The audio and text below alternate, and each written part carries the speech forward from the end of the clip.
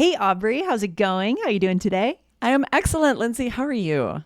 I'm feeling good. Oh my gosh, what are we talking about today? I know this is going to be interesting. I first have a question. I want to know, is there anything you believe in that not everyone does?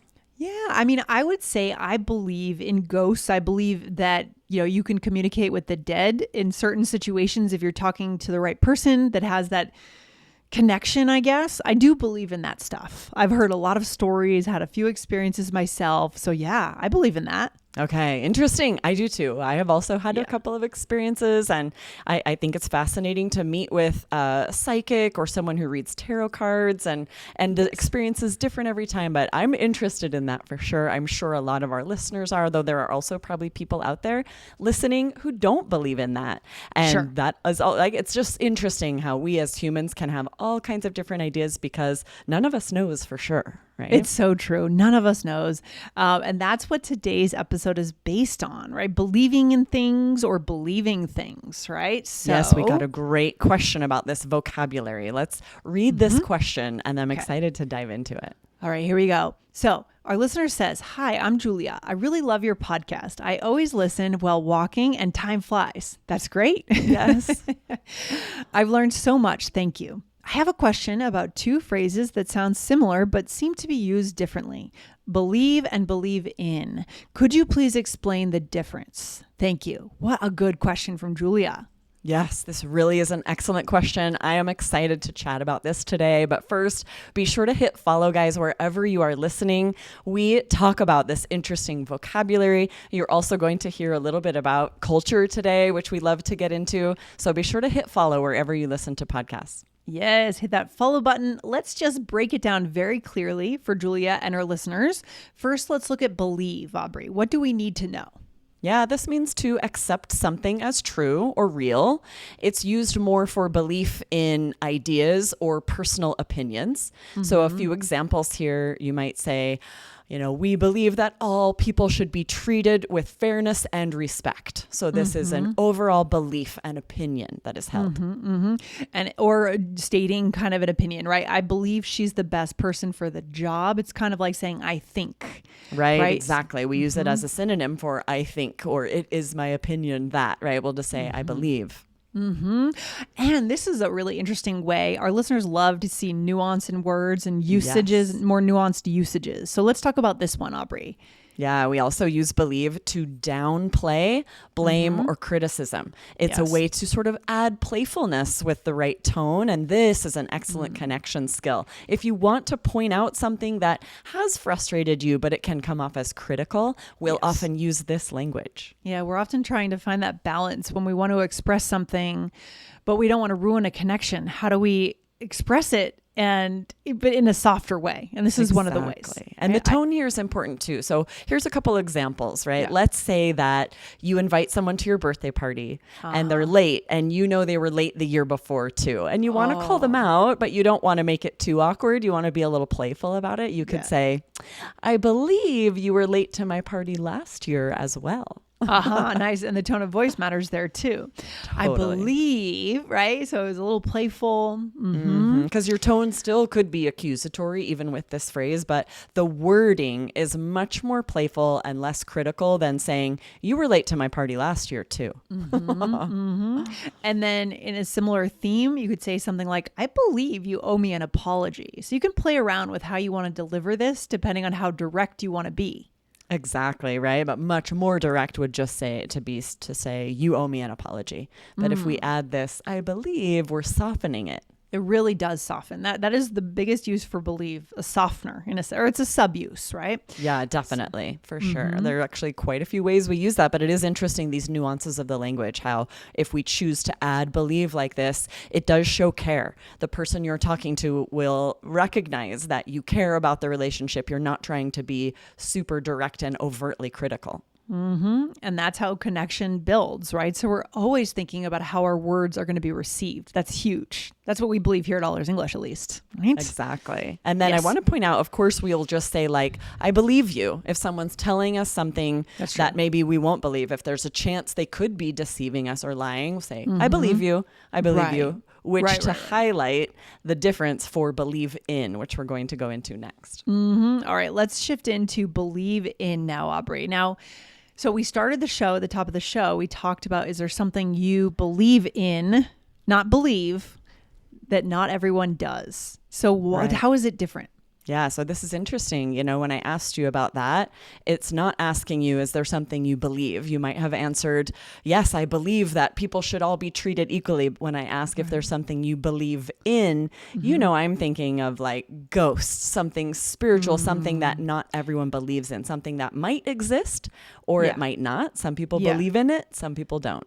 Right. It's kind of like I don't want to say a system of thinking, but believing in like a set of truths, I guess, right? Exactly. Yeah. It's like the way that we express confidence or faith in something's existence, or maybe someone's ability. If we say like, I believe in you, right? So this implies a deeper level of trust and conviction than simply accepting something as true, right? Just like, I agree, I know that's true. To believe in someone or believe in a person does imply this deeper feeling. Yeah, and these two are very different. I believe in you, and for example, he believes in the supernatural. I might say I believe in you before someone goes for a job interview or something. You know, you can do it. I believe in you. Yeah, it means like I believe that you can accomplish this. I believe that you will be successful. So if we look at these two phrases, they mean very different things. If you say I believe you without the in, means I believe that you are telling the truth. I believe that what you have told me is true. Whereas I believe in you means I have confidence in your ability to do something. Just those two are completely different. That's a great contrast right there, right? Yeah. And then the second example you shared, he believes in the supernatural. He believes in God, right? When we're thinking about something that you have faith in or trust is true, that you don't have evidence for, we'll say we believe in that. Yeah, that's a good qualifier that you don't necessarily have evidence for. Like that's usually what it is, right? Right. Love it's it. interesting. Yeah. Interesting. All right. Really good stuff. Aubrey, anything else you want to share in terms of believing in things? Well, I can share something that I know you shared with us, that you believe you can communicate with the dead. So my husband bought these dowsing rods. Have you heard of dowsing rods, Lindsay? I actually had never heard of that at all. Okay. Yeah. They're also called divining rods. Oh my gosh. They were very popular in the early 1800s in the United States. They were often used to find wells, to find water. There would be like a person would take this rod out over the land, and then depending on how it was, they're usually like a metal rod that's sort of L-shaped. So you hold it and then it can move. It seems to move on its own sometimes. And so often that was how wells were found. People will still use them today, and they'll try to sort of become in tune to, you know, any spiritual forces that might communicate with you. And then you'll ask questions. And if the rods cross, it's a yes. If they go out, it's a no. You're holding two of them parallel, and then they seem to move on their own because you're just holding them very still. Yeah. And so we've used them a few times, and it has been very interesting. I believe in these dowsing rods that you know, people in my life, maybe my ancestors, can somehow influence them or move them in order to communicate with us. It's been pretty fascinating. That's amazing. That's amazing. Yeah, when you really have an experience like that, it's very powerful. Absolutely. And then on a lighter note, did you ever play Ouija board when you were a kid? I never have. My parents were super opposed, right? They were like, do not bring that in our house. I kind of always wanted to. Did you? Yeah, we did. But then I always thought one of these kids has got to be moving this board. Someone is moving the board. You know what I mean? Because that feels like if all your hands are on this thing and it seems like, okay, somebody's just pushing it, right? For sure. Yeah, so fun. All right, good stuff. We'll take a quick break and then we'll be back for a role play. Okay, Aubrey, it's role play time because these two phrases are definitely going to come up quite a bit in good conversations, right? Absolutely. Yeah. So in this role play, you and I are friends and we're talking before a big competition. Here we go. All right. I'll start us out. You really think we can win tomorrow? I'm starting to have doubts. Most definitely. I believe in our team. We've trained so hard for this. That helps. I guess I believe we can win, but maybe I just don't want to get my hopes up and then be disappointed.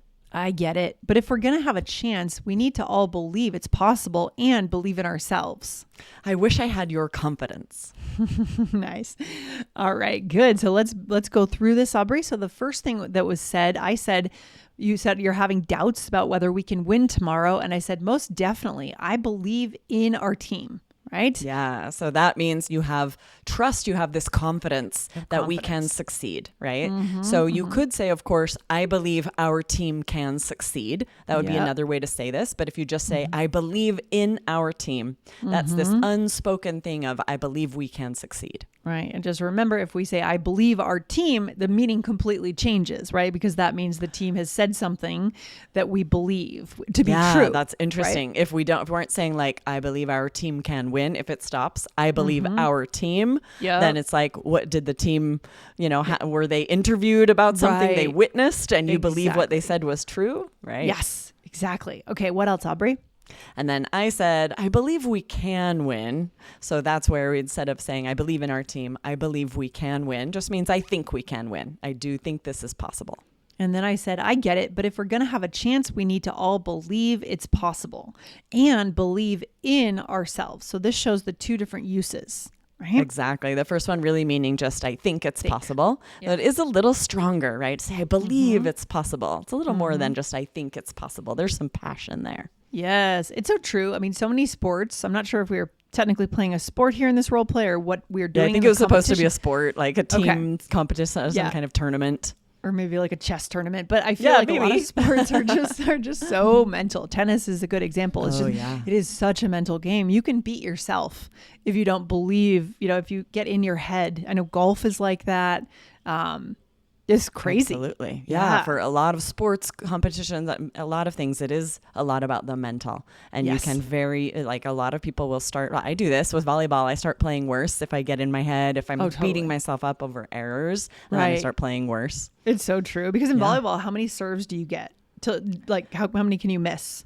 When you start the point? Only one, right? You serve once, just if it goes in the net, if it's not in, you're done. That's it, right? But brutal. You can serve forever if they're all in and don't come back, right? Got it. Okay. It is brutal. Tennis, you get another chance. You get another chance. You get two serves in tennis. Yes. Volleyball games would be way too long if everyone got two chances. I know. It's so true. So believing in ourselves in whatever we do and having people around us that believe in us too is huge, Absolutely. Yeah. Aubrey, what's another episode we could check out?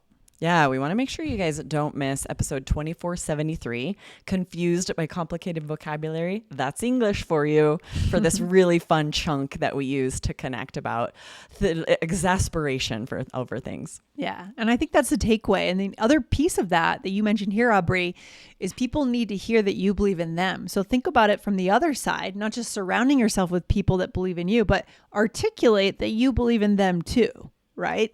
Yes, a couple interesting things here, right? This is an interesting conversation to ask people if they believe in something that not everyone does. Maybe they believe in ghosts or spirits or speaking to their ancestors. What a great way to get deeper about someone's interesting beliefs. And then just like you said, Lindsay, anytime someone's doubting themselves, to let them know that you believe in them, that they can do it. Yeah, people really need to hear that sometimes, Absolutely. Absolutely. This is the route to better connections. I love it. So good. Guys, don't forget to hit follow if you love our style of connection, not perfection. All right, Aubrey. Talk to you soon. Have a good day. See you next time. All right. Bye-bye.